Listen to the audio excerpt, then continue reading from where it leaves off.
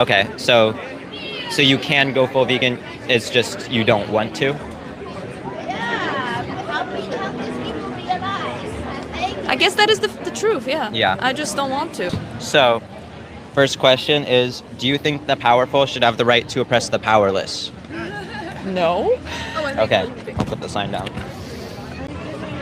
Okay, and what if the powerless in the situation is another animal, like a dog? Do you think it's okay to like go and kick a dog because you're more powerful than that dog? No. Okay. And what if it's another animal, like a pig, a chicken, a cow, a fish, who we exploit their whole lives and then send to a slaughterhouse to be killed at a fraction of their lifespan? Well, that just all sounds horrible. Yeah. So do you know what it means to be vegan? I have a lot of friends who are, so Okay. yeah. So what do you think it means to be vegan? Not eating any animal products, which is not only meat, but it includes eggs, cheese, honey, anything that comes from animals. Okay. Ultimately. Yeah, so that's a big part of being vegan. But I mean when I say vegan is the ethical position that we shouldn't exploit other animals. So that also includes things like wearing their skin with like leather and also like not using them for entertainment with like zoos and circuses and rodeos. And then also not using them for experiments like animal testing. Sure, yeah. Yeah. So do you know what the biggest benefit of being vegan is? Peace of mind. Yeah, so for you, it would be that if you say you respect animals, you actually mean it with your actions. And then obviously the biggest benefit is for the animals who you're not exploiting. They're not being exploited by you anymore or for you. So is there anything stopping you from being vegan?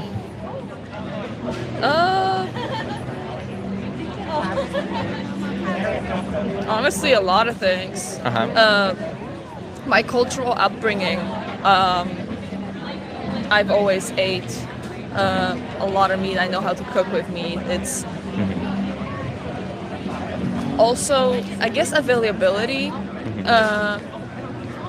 I like to go out. I like to have fun, and I feel like mostly restaurants, places, they just serve meat foods. And let me be honest, I just like meat. It tastes good.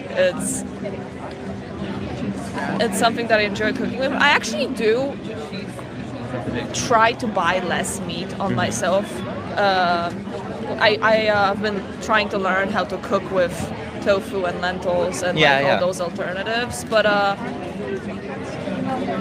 I never fully converted, and I think I would struggle to do that. Okay, so let me address everything you said. So first, you mentioned culture. So I understand that because I also grew up eating meat. It's part of my culture, my family's culture. But there's just because it's part of a culture doesn't mean you have to keep doing it. Like I grew up eating meat, obviously too, but once I realized how bad exploitation of other animals was, I stopped doing it, and I've been vegan now for 5 years. And then, what was the second thing you said? Convenient or convenience? Yeah.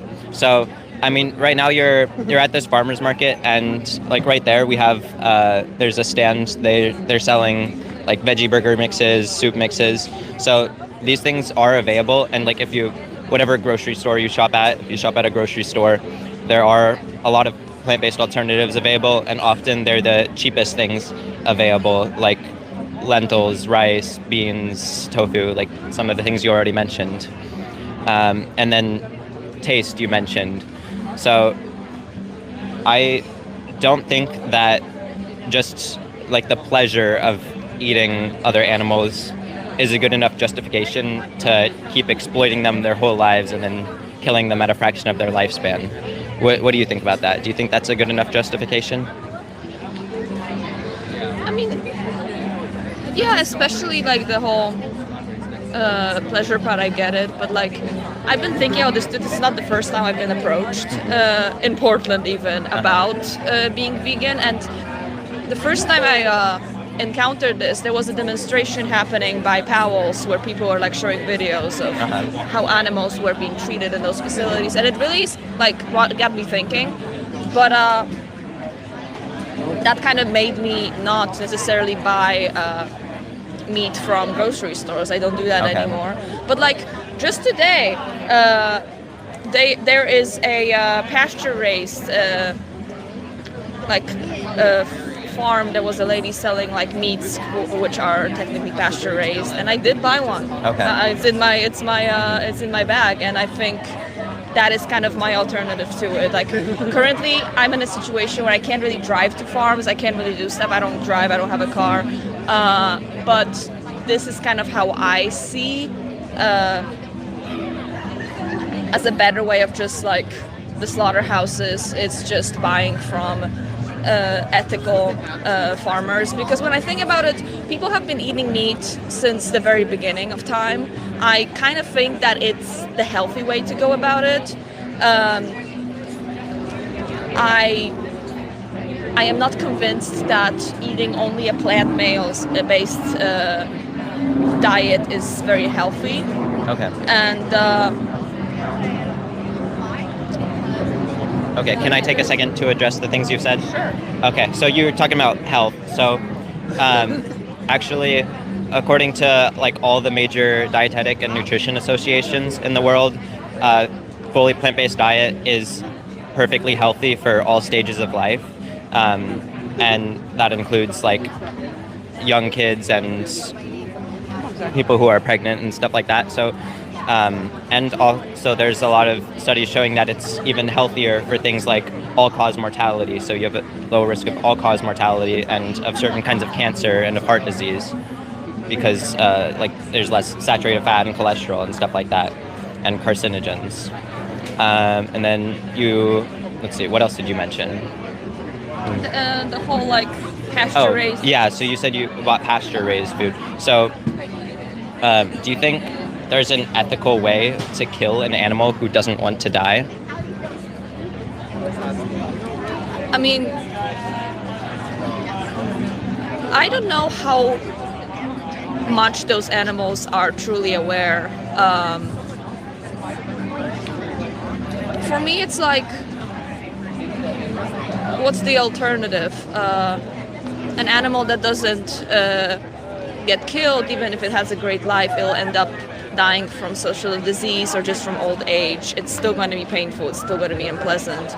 And if an animal has a good life, or when it's being well taken care of, when it's able to just hang out and eat all it wants and stuff, then I think that's a better alternative than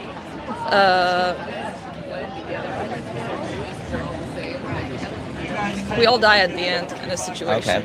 Yeah, but would that, I mean, we do all die, but that doesn't mean I'm going to go around killing everybody because they're already going to die. I wouldn't want someone to kill me just because I'm going to die sometime, and it might be painful when I die, but that doesn't mean I want to die now. And what you said, the alternative is like letting them die of disease and stuff, but also the biggest alternative is not breeding like tens of billions of animals into existence just to exploit them their whole lives.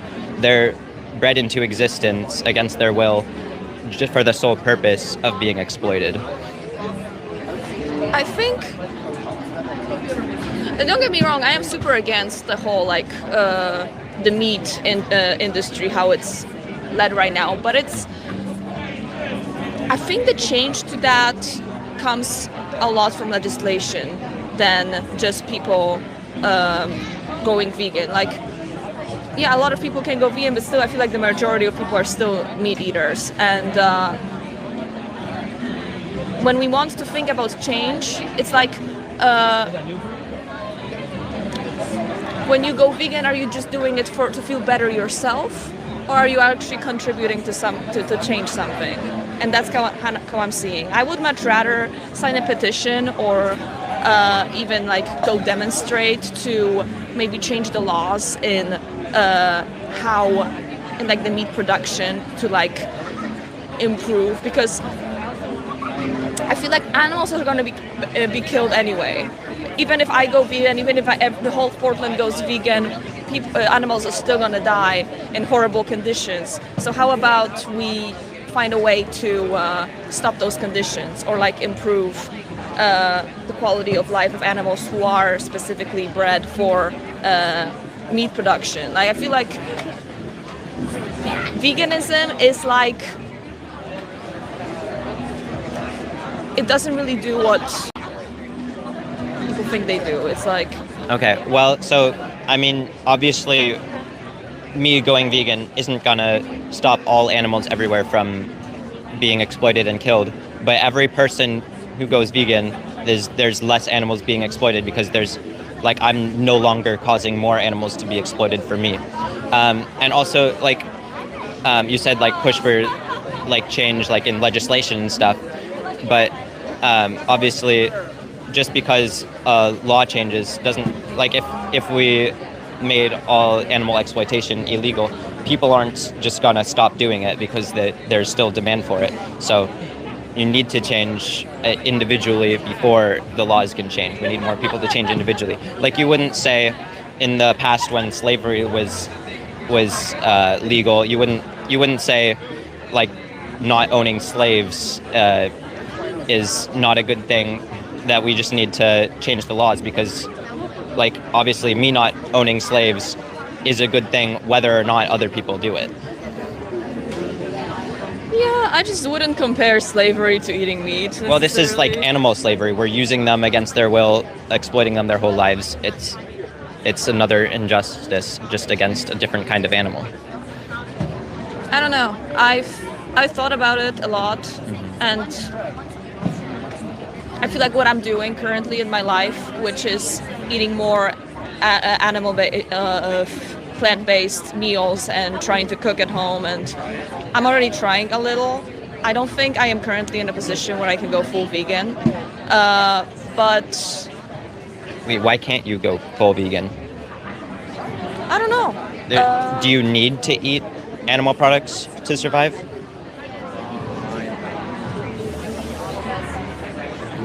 I mean, not really, I guess. Okay, so you can go full vegan, it's just you don't want to? I guess that is the truth, yeah. Yeah. I just don't want to. Okay, so... Does that make me a bad person? I don't know, it's just... That's my stance on this. If you put yourself in the victim's perspective, would eating less animals be enough for them? Because there's still... I mean, the animals who are still being exploited and being killed for you don't care that you're eating less meat. They're no less dead.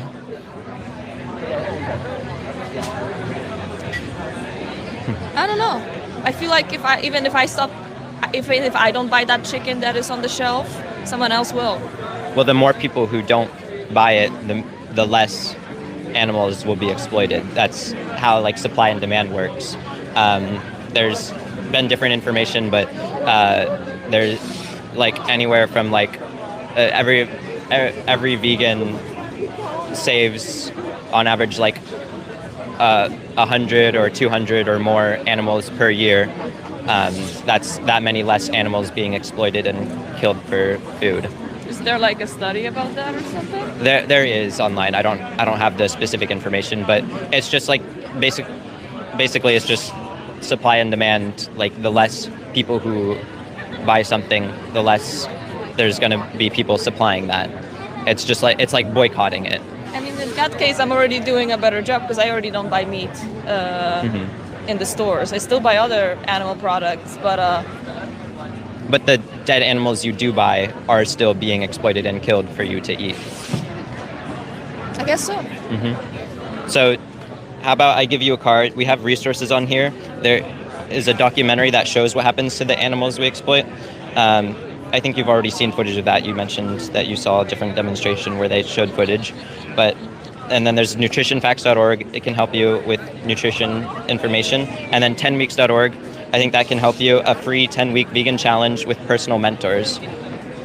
Sure. All right. Let's check it out. Thank you. Yeah. Have a nice day.